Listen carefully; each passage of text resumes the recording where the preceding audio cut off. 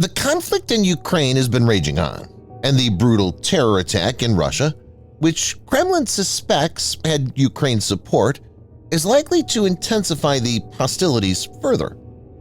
At this critical juncture, a significant revelation has taken place when it comes to Russian armament development. A video has emerged, dated March 21st, that showcases the Russian Defense Minister, Sergei Shoigu, paying a visit to the plant named after YM Sverdlov in Dzerzhinsk, which is located in the Nizhny Novgorod region. The footage shows a collection of munitions being shown to Sergei Shoigu. Importantly, in the video, we can see the FAB-3000, and Russian sources indicate that it's now in mass production. The FAB-3000 possesses the capability to operate as a low-altitude, extended-range smart bomb that will not only add complexity to Ukrainian air defense system, but also magnify the impact owing to its large destructive power. In this video, Defense Updates analyzes why the serial production of UMPK FAB-3000 by Russia is scary news for Ukraine. Let's get started. Before we proceed, a word on NordVPN, which is one of the most trusted VPN brands worldwide that has a no-log policy validated by Deloitte, an industry-leading Big Four auditing firm. NordVPN provides an encrypted tunnel that protects your privacy by preventing external entry to your internet traffic, as well as enabling you to access content that's blocked based on geolocation. Best of all, with one NordVPN account, you can secure up to 6 devices at the same time. Get an exclusive NordVPN deal with massive savings by going to nordvpn.com/defense or clicking the link in the description. It's risk-free with Nord's 30-day money-back guarantee.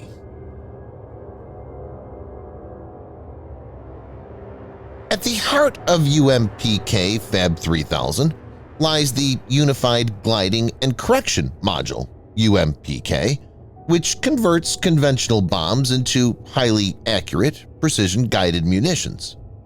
The module comprises of wings, an advanced control system, and a GPS receiver. Notably, its wings afford extended glide capabilities, ensuring both aircraft and crew safety while enhancing operational reach. The range is about 70 kilometers, or 43 miles. However, the module's significance transcends mere distance coverage. Its integrated guidance system, linked to a GPS receiver, enables pinpoint accuracy in targeting. By dynamically adjusting the bomb's descent path based on real-time GPS data, the UMPK optimizes strike precision. In contemporary battlefields, precision reigns supreme. Equipping a bomb with a UMPK module effectively transforms it from a dumb bomb to a smart bomb, endowing it with guided gliding capabilities that accommodate factors like wind and moving targets.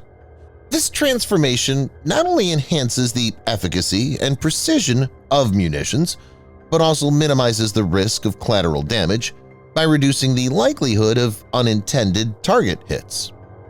In the ongoing Ukrainian conflict, the FAB-500 and FAB-1500 bombs equipped with UMPK kits have become commonplace. These are being deployed from Su-34 fighter bombers.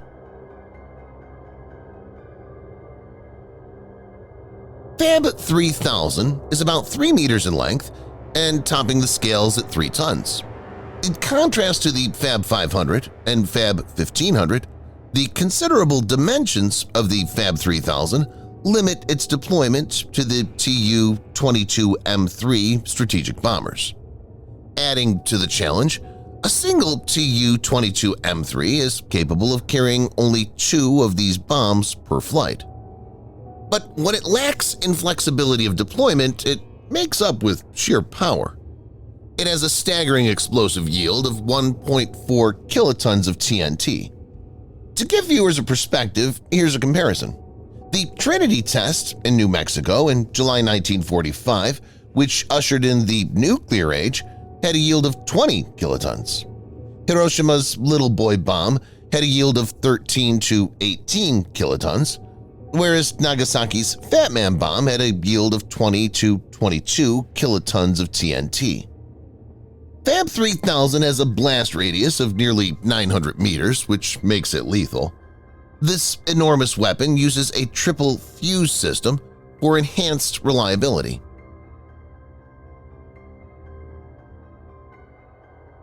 There's no question about the formidable power of the FAB-3000, but there is more to this.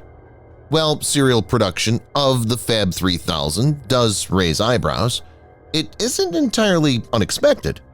On similar lines, FAB-5000 and FAB-9000 series bombs could also be brought back into production. What's important in this context is the consistent standardization observed through the FAB series, wherein an escalation in bomb size aligns with proportional increases in both warhead size and explosive charge. FAB-5000 weighs in at 5 tons or 5,000 kilograms.